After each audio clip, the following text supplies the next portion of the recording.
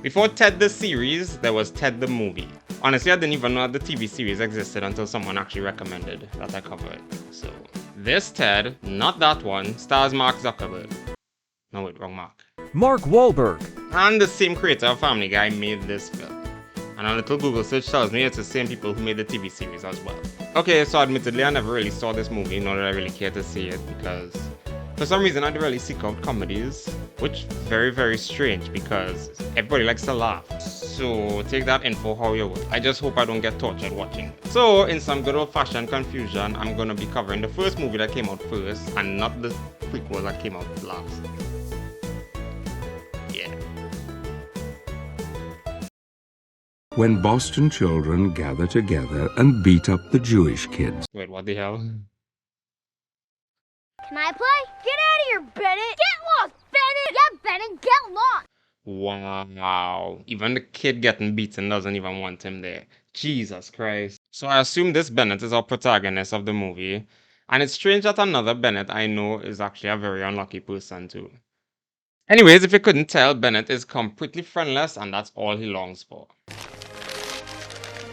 I'm gonna name you Teddy. You know, it's weird that I didn't make that connection. Ted the teddy bear.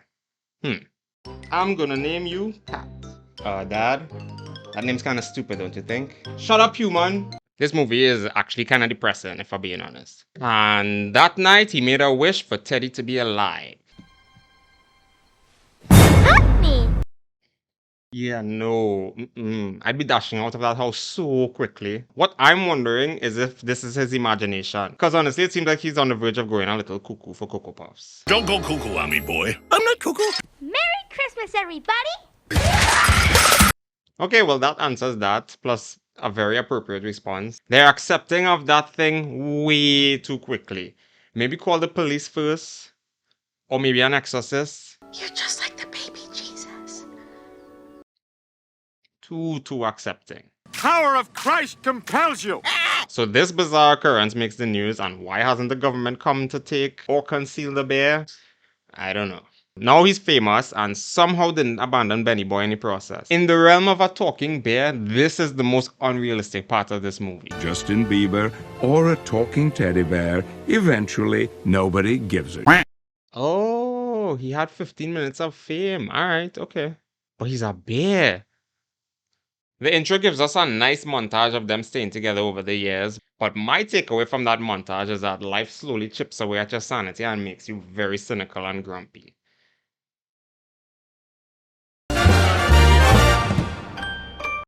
Anyways, I'm really not sure how many years passed, but they're adults now, Oh, God, that was so good. and I'm only hearing Peter Griffin now. Not even getting me high. And Brian. Benny Boy gets high before work and is surprised that he's late. His boss is pretty lenient on him though, to be honest. Dude just gets a slap on the wrist. So Benny here is asking his deadbeat workers for a nice restaurant recommendation because him and his girlfriend's 4-year anniversary is tomorrow. And Kara here says the wildest thing. After 4 years, maybe she's hoping for something more than dinner. Like what? I'd be expecting a proposal. Please don't insert yourself in other people's lives. You really don't know how they think and operate. Plus, you're from a whole other planet, so... Isn't love enough? I mean, I submit that love is enough. Put the ring in her. Let her fart it out. I mean, you don't think she's gonna be expecting something big, do you? What, like anal? Oh my god, dog. Anyways, he wonders if she's asking for a proposal. I mean, my guy. Just ask her. That's a conversation the two of you actually should be having. Ted tells him it's a bad idea. So, yeah, listen to Ted. You should really just have that conversation beforehand. Turkey burgers. Are we having sexuals over for dinner? No, just you. You know, it's so strange seeing these jokes being made with the kind of modern mindset everyone has now. God damn it, they're cute together. And she's super chill about the dinner thing. I say propose. Frick, I'm conflicted now.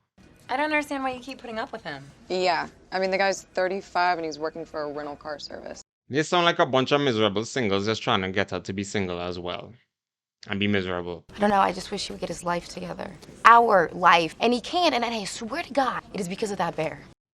Okay, this part I understand. So they tell her, give him an ultimatum. Either her or the bear. You sure you want to risk that?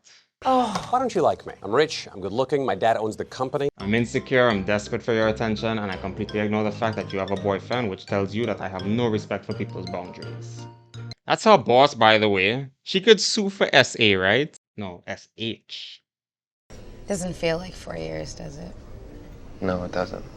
And those are usually the best types of relationships, to be honest.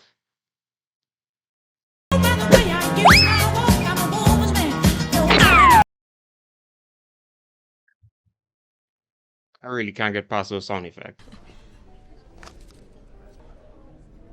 Oh my god, she wanted to be proposed to. Oh no. He says she'll eventually get a ring.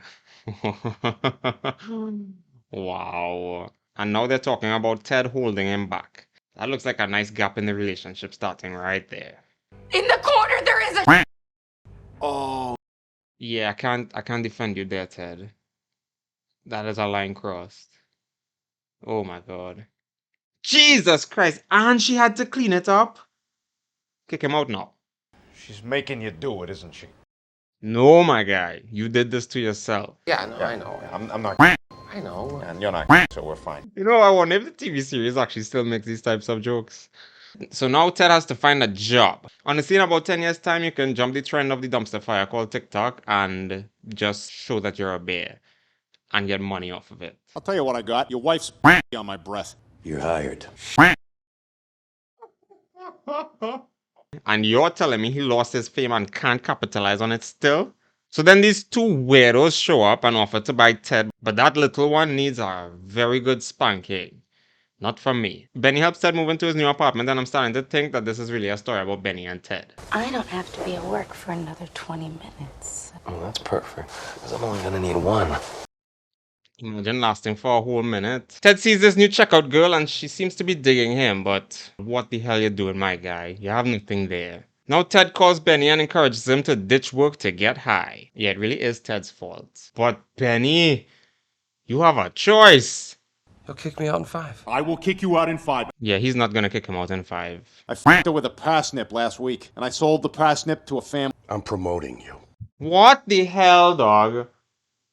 You got a lot of problems, don't you? Thank you. The boss found Teddy intercoursing with the cashier lady on goods. And now he's promoting him. And what did he even use? He doesn't even have a PP. Hey, Ted. Oh no, my boy is gonna get napped. I love how his girlfriend is the one who comes to save him. Although they could have just picked him up and run.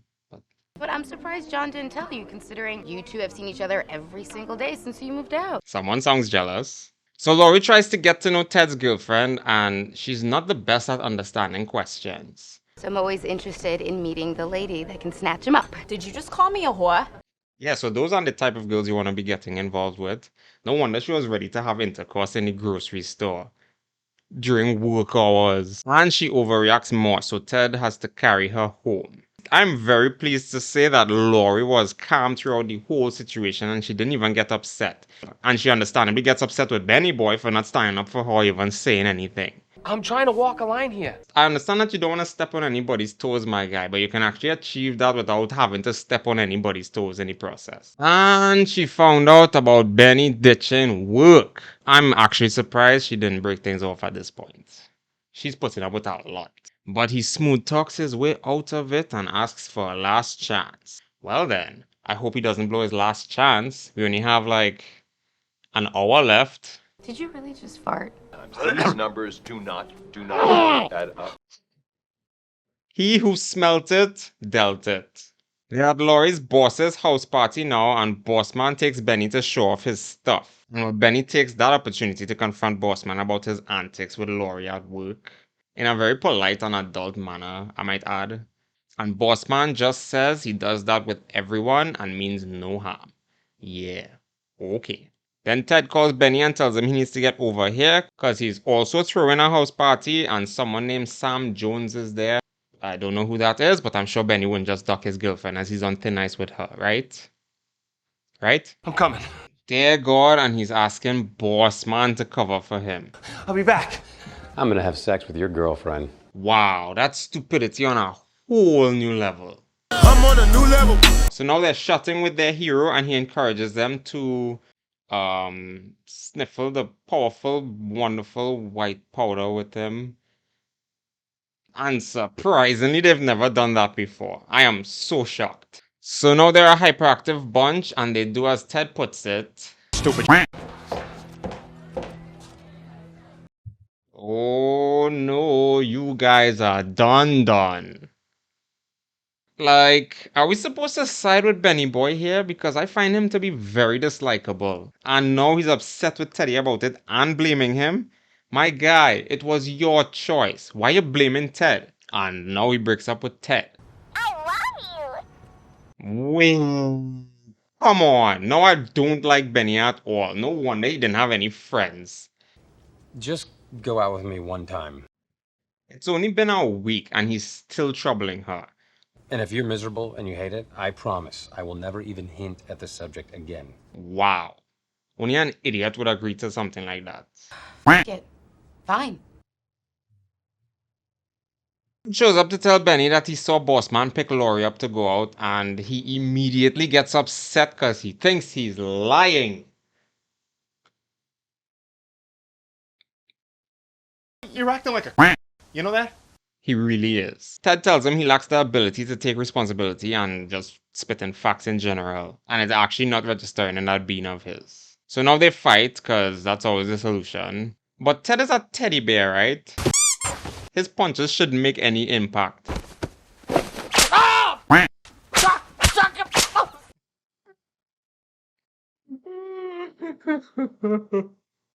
Did he really just pull his pants down to beat him?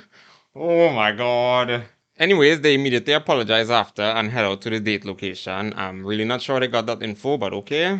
Teddy knows the performer and called in a favor for her to let Benny talk over the mic. I still fail to see how Ted is the problem here. Except for that poop situation. Okay. Sorry, not talk, but perform the song from the night that they first met. Wow, they ended up booing him off stage. Frick. And their date didn't work out because he doesn't listen. I'm shocked. Where you going? I'm going home. Finally.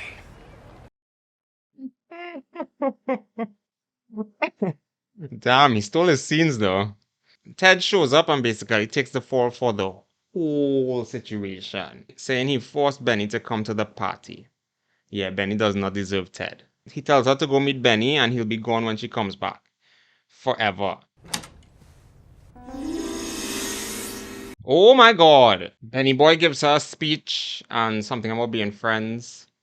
Yeah, no, don't ever be friends with your ex. Oh my god, Teddy has some serious stalkers. Ted is pretty calm for being napped by these psychos, to be honest. Honest. And I promised myself that if I ever had a son, I would never, ever say no to him. Ever. Yeah, no wonder the son needs psychotherapy. Or a good spanking. Not for me. And he tears Ted's ear off. Nice. He can fight Benny and win, but he can't do anything to this little piece of garbage. Ted tells Psycho to play hide and seek, and well, you know where this is going. What does the dad do for work though? Laurie pulls up and says she has something to tell him, but Ted calls and is able to tell him who napped him, but he couldn't finish. Those guys are pretty scary actually. Frick. Somehow they managed to find them, and conveniently at the time they were leaving. We were on a car chase. Some very bad decisions were made, but damn, Ted can hold his own. What the hell?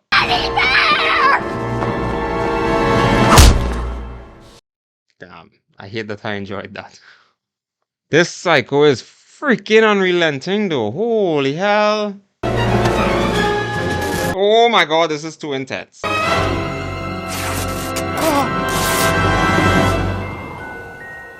Oh my god, dog. What the hell? The police show up and Psycho runs away. Don't ever lose her again. Wait. God damn it. You're not serious. Damn, this movie bringing me my feels. Frick. So they rush home and start to sew him together, and a thunderstorm is happening too, but it doesn't work.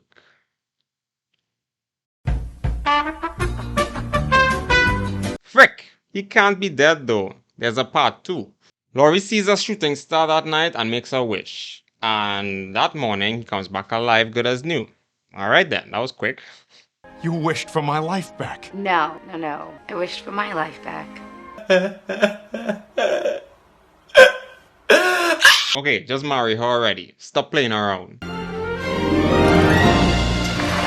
Good, very good. I am so fake happy for her. See what I mean? No dates and they're just being around each other, being miserable people. Alright, so that was a lot more enjoyable than I thought it would have been. For a movie that had dumb humor and made some very outlandish statements, it actually had a lot of heart, which was pretty nice. And surprisingly, Benny was my least favorite. Yeah, I actually thought it would have been Ted. But I mean, at least he learned his lessons.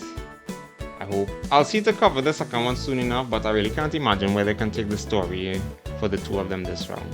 Maybe another bear coming to life and some complications spark. Maybe. Anyways, that's it from me. Thanks for watching. Peace!